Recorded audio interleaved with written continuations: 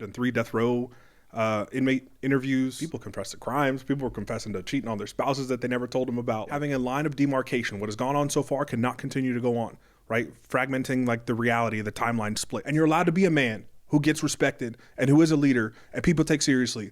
And you're allowed to be soft sometimes, and you're allowed to be vulnerable.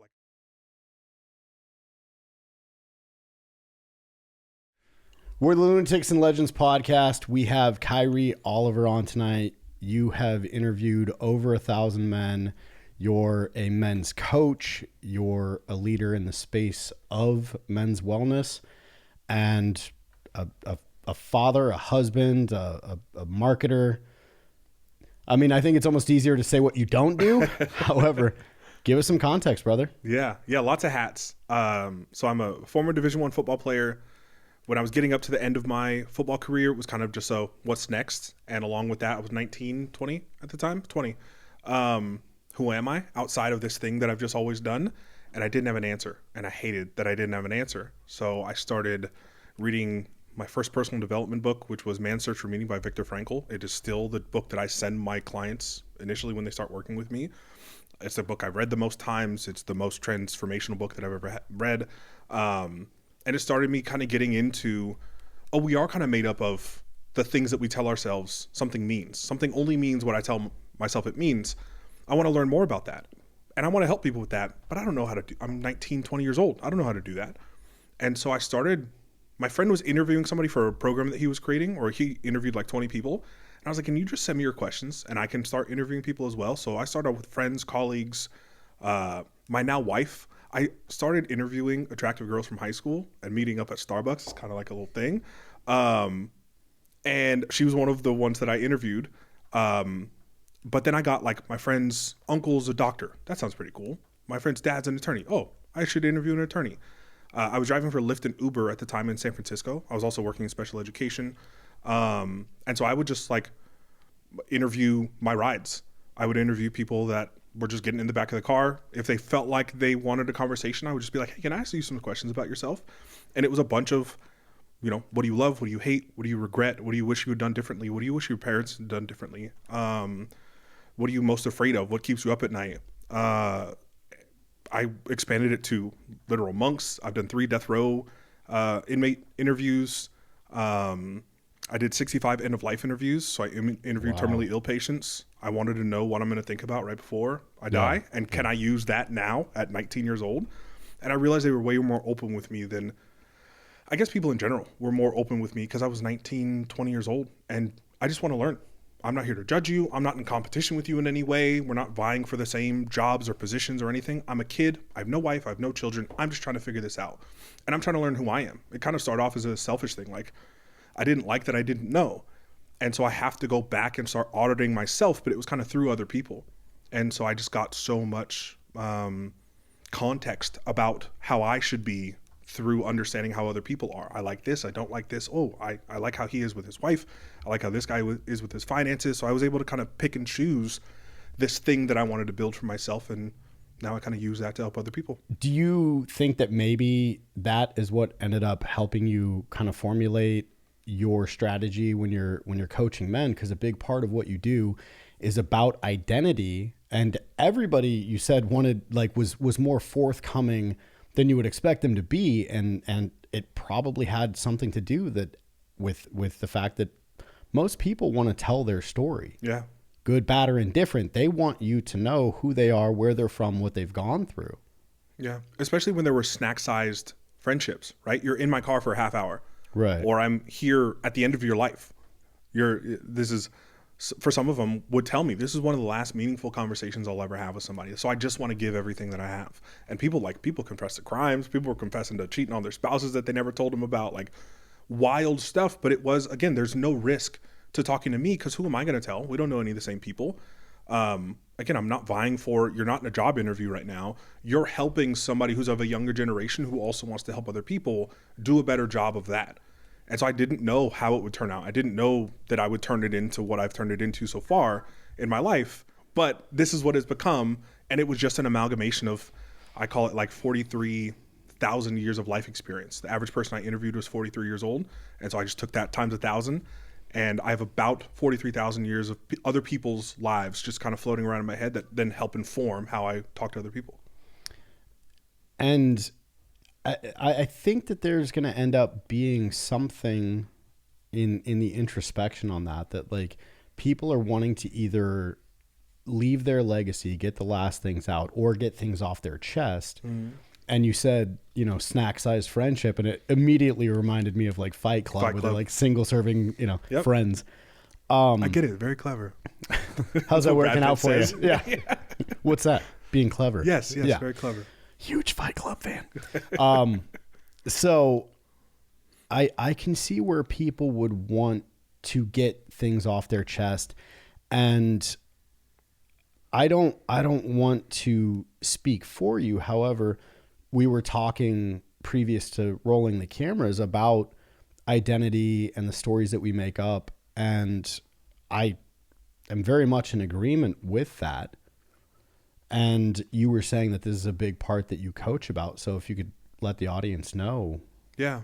It's essentially, I have people do what I consider like an identity audit. How'd you become this person that you became? So it is sort of an interview at the beginning. How'd you become this? Whatever you are.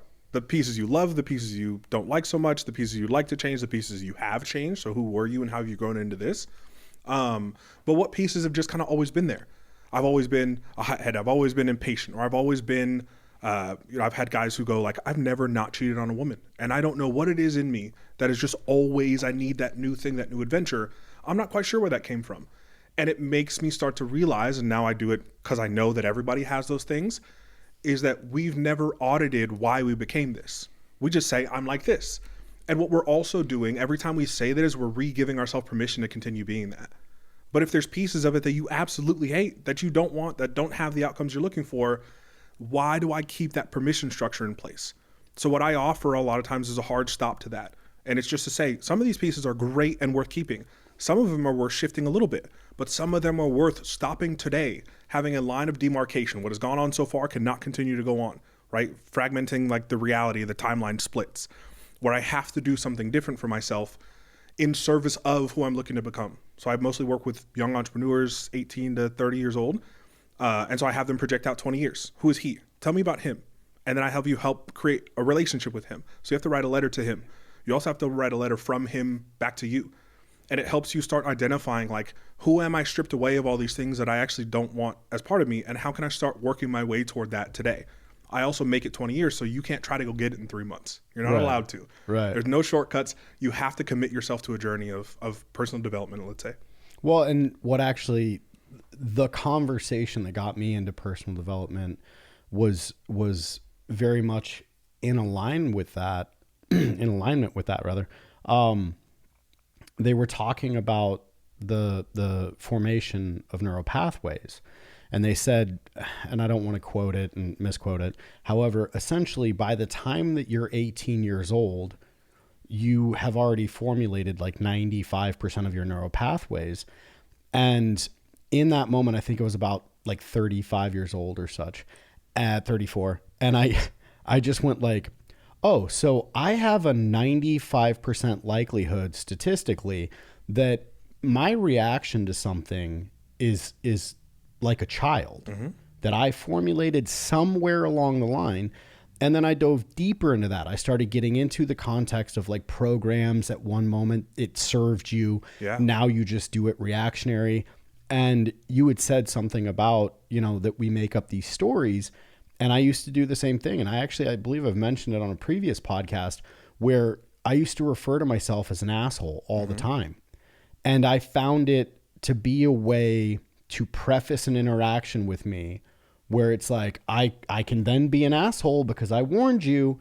And if you're going to be, like a good friend, you'll deal with it. Just accept it. Right. And I was constantly pushing people away because this story that I made up in my head. Yeah. And somebody called me out on it. It even that pissed me off. And I was like, I'll say what I want. Yeah. And in this personal development course that I took, they end up having you write essentially an appeal as to why you should remain on the team. Yeah. And I went out and I'm journaling this, and it was all like, I may be an asshole. However, I'm mission oriented. I've got a good heart. Right. You know, I may be brash. However, I do this and this, and I get results, and I show that. And in doing all of that, I realized that I was excusing away my poor behavior to people, and it shook me. And the last sentence that I wrote was, "I don't want to die alone." And I just started tearing up, and some lady that big one, dude. Right. I don't know if I'm allowed to cuss, but that is you'll be all right. So we ended up like I'm tearing up, and this lady that I barely talked to at all just saw me having this like visceral moment. Yeah. And she just came over and gave me a hug, and I cried all over her shirt. Big old boohoos. And I'm not a crier. And it shifted a lot of things in me, that it was just like, why am I behaving this way? What is it costing me? Where did it actually protect me? And how is it protecting me now? It's not. Well, it is in some ways, but it's protecting something that may not deserve the protection. It may be protecting something you don't want anyway. But because it's been around for so long, there's some sort of Stockholm syndrome with some of my traumas and lacks and biases and whatever, that you're protecting something you don't want in the first place. But it's been here for so long, I kind of like it now.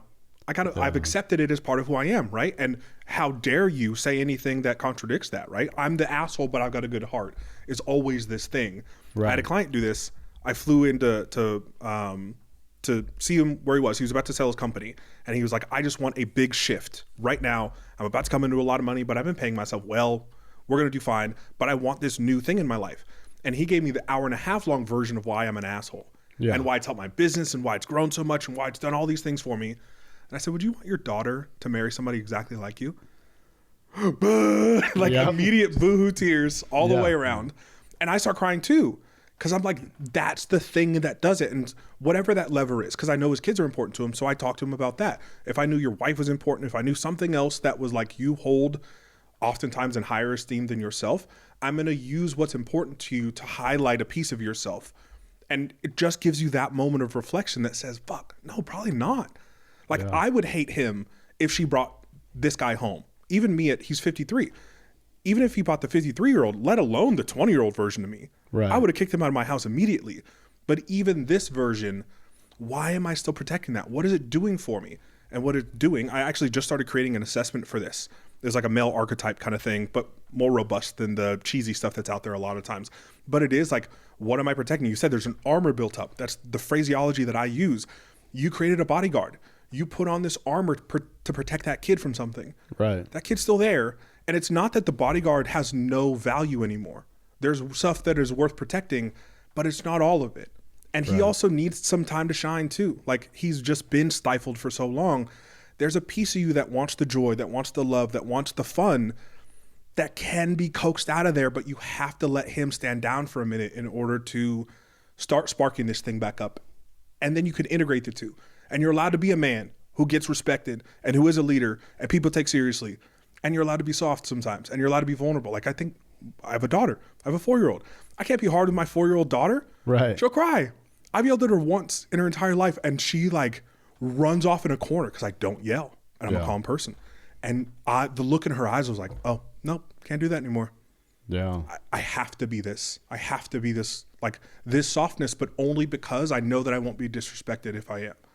And that's kind of the hard thing for a lot of guys. They feel like they have to be hard all the time because what will you do to me if I'm not? And I think that's oftentimes the underlying fear. And oftentimes it comes back to a childhood thing. I was bullied. I was made fun of. I was this kid. I wore glasses. I had braces. People made fun of me. So I had to build up this armor, this exterior, or my parents were a little bit abusive. And only when I did this did I feel safe. Yeah. That thing becomes the protector, but you didn't choose it after that point.